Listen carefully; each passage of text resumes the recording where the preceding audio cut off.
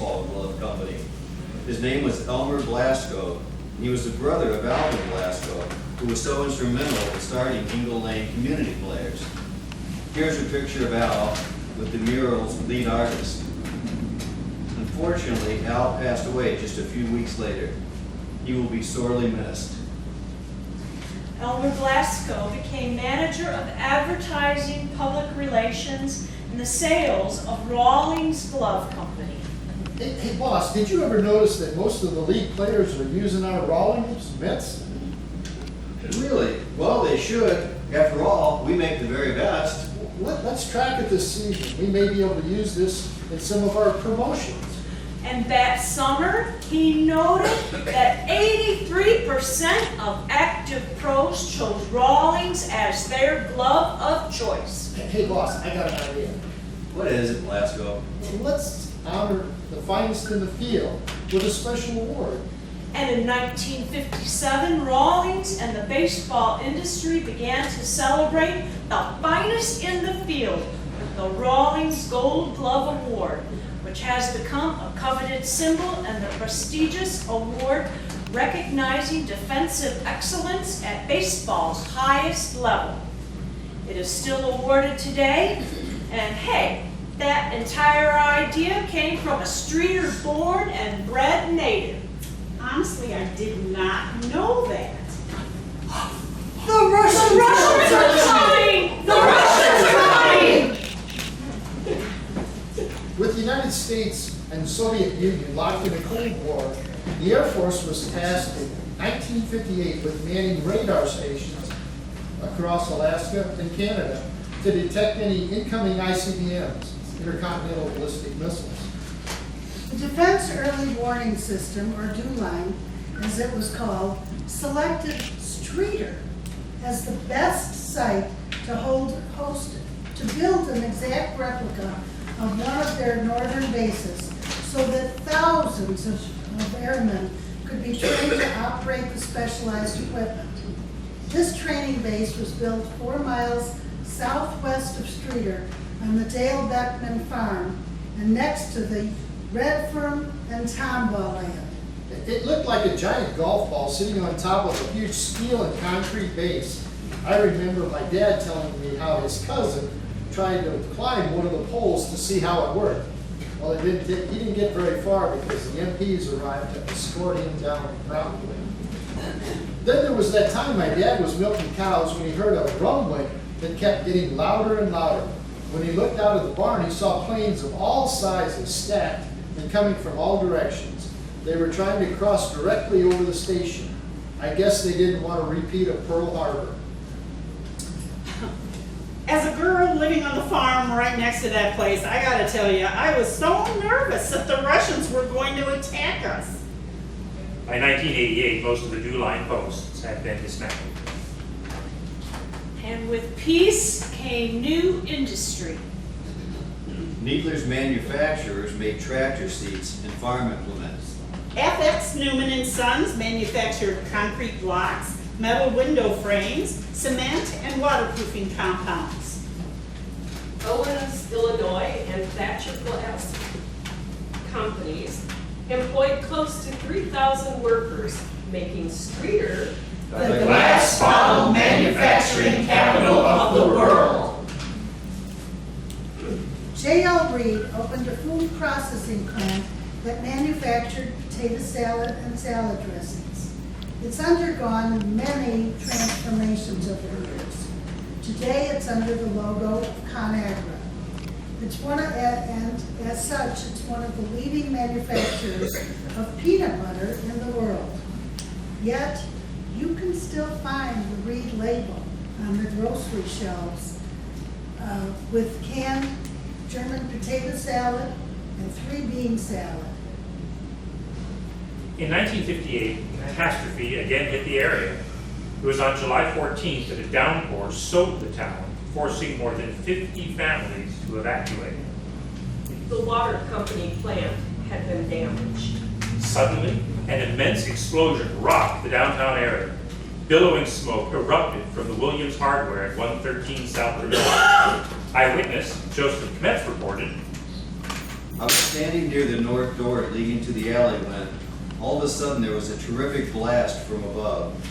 In another second, I was being showered with brick, mortar, and all kinds of other debris. I heard screams as I saw what looked like tons of stuff pouring down on the mezzanine floor. I heard the screams of the women who were working there in the office. It was a terrible sight, and it looked like the whole top of the building was giving in. I ran outside. There were 6 casualties, including Williams and his 16-year-old son, Alan. The building, one of the largest hardware stores in the area, had to be razed. It was blamed on a possible gas leak in the basement. During the decade between 1950 and 1960, Streator experienced now the largest growth since 1900. Census figures placed the city's population at over 16,000 and the greater Streatorland area at over 22,500. Streator native, State Senator Fred Hart proposed a motto to appear on all license plates. Land of Lincoln. Teacher Donna Peterson, my mentor, and Dr. William Schiffbauer got a group of people together in 1958. Let's put on a play. And Harvey was their first play that summer. And by their 3rd season, my grandmother, Constance Engel, whom I am named after, said, "Whew, oh my, it's hot in here. What you people need is a place in the country. And I have just the place." Her family's huge old greenhouses and once vast properties encompassing the wide area where Engel Lane now stands is where the theater that is still lovingly referred to as the barn. And that puzzled grandmother. And she said, "Why, that building never did have any animals in it."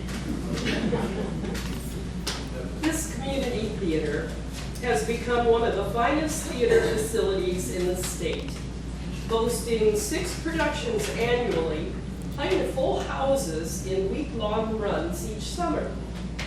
This summer marks this theater's 61st season. They've been recognized by the Illinois Theater Association for their outstanding contributions to theater in the state. Donna Peterson wrote in honor of the barn's 25th anniversary. I have an incurable disease. It's called the theater. Its symptoms are a pounding heart, Cold, sweaty palms, and occasional loss of memory, and the craving to spend large amounts of time with others similarly afflicted. There's no known cure, but there is therapy available in the form of much exposure to hot lights Grease applied to the face. and applause.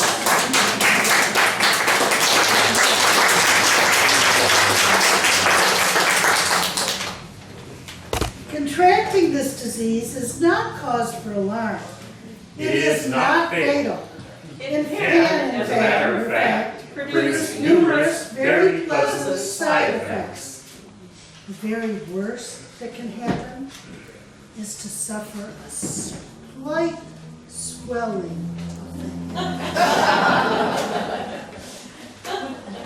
Musician, physician, Dr. Schiffbauer also started the Choral Air singing group to raise funds for St. Mary's Hospital expansion. Doc also founded as teen happy talkers who danced and sang their way into the hearts of Streatorites. In 1972, Streator attracted its own version of the hippie Woodstock Rock Festival. An estimated 10,000 people invaded farmer Charlie Deacon's farm near the Sandy Ford Conservation Area. They were headed for an outdoor rock concert that was supposed to be on public lands, but they made a wrong turn and ended up on Deacon's property. There were too many of them, so we had to let them stay. The day after when it was over, my dad and I cleaned it up. There must have been 1,000 cans. We buried them all in a big hole in the field. Those cans should still be there beneath the dirt. Nothing remains on the surface to indicate that a mini Woodstock ever lured thousands to this site. In 1975, I started the Gingerbread Players Children's Theater. We toured schools guaranteeing that every child in the Streeterland area had the opportunity to see live theater.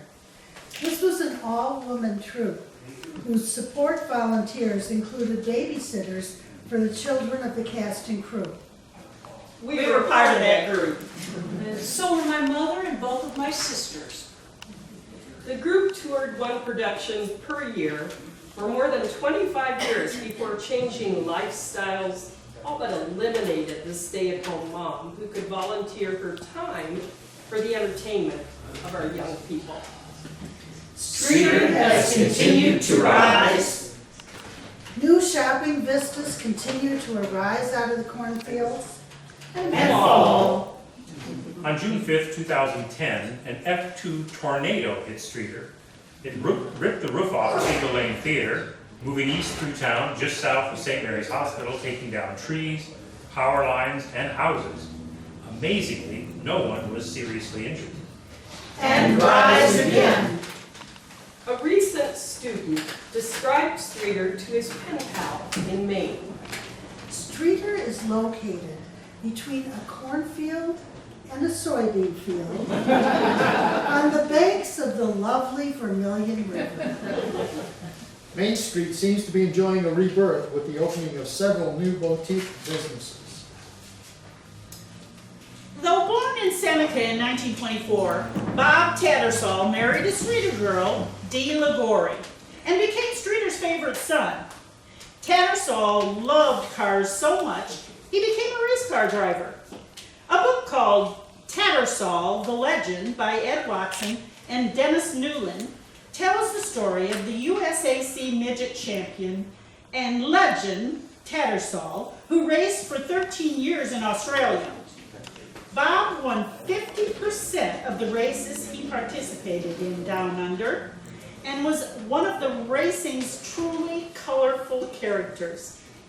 He is considered a national hero in Australia.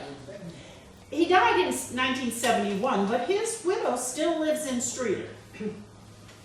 Another popular local sports figure is Doug Deacon, who played offensive tackle for the Cleveland Browns for 14 seasons, from 1971 to 1984. He then covered the Browns games as color commentator. He's been honored in Cleveland for his charitable contributions. Both he and his brother Bob contribute to the betterment of the Streator community. In fact, just this summer, Paul's Splash Pad opened in the northeast corner of City Park. Paul was Doug and Bob's younger brother. Since the pad opened, it's been filled with youngsters splashing away in the interactive fountains. The backdrop, I don't know if any of you have noticed it, but the backdrop of the splash pad are the kids' murals from Streator Wall Dogs. And they celebrate Streator's oldest and possibly greatest industry, farming. The Vermilion River continues to be developed into a viable canoe waterway. Volunteers cleaned up Spring Lake and created new trails and bridges. Mural Park boasts a frisbee golf course, and the city park a new pavilion, and the statues of city notables Reuben Soderstrom and Ralph Plum. Volunteers light up Streator. More volunteers raise funds to present Streator's Fourth, America's best Independence Day celebration. And now we celebrate our sesquicentennial with the unveiling of these beautiful murals and milestones. A bit of Streator's history preserved for the future. All created by you, the people of Streator. During the 1970s, Streator's slogan was Streator Struts. And may we all continue to strut far and wide into the 21st century as we now claim Streator still struts. In the Good old summertime, in the good old summertime, strolling through a shady lane with your baby mine. You hold her hand and she holds yours, and that's a very good sign that she's your tootsie wootsie in the good old summertime.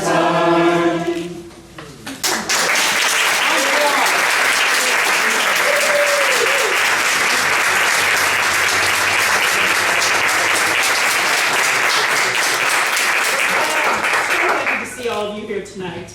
I'd like to introduce myself. My name is Nancy Shell. I'm David Cook. I'm Drama Donna. Larry Tombaugh. Kathy Tombach. Connie Svoboda. And Scott Wright. Thank you. I'll project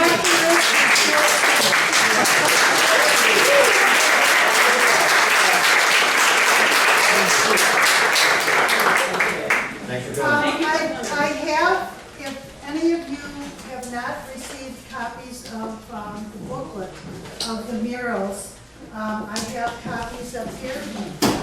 Come up and help yourself. I'm concerned that people here didn't get to see the murals. Did you get to see the murals? Yeah. You able to see? Do you want me to run through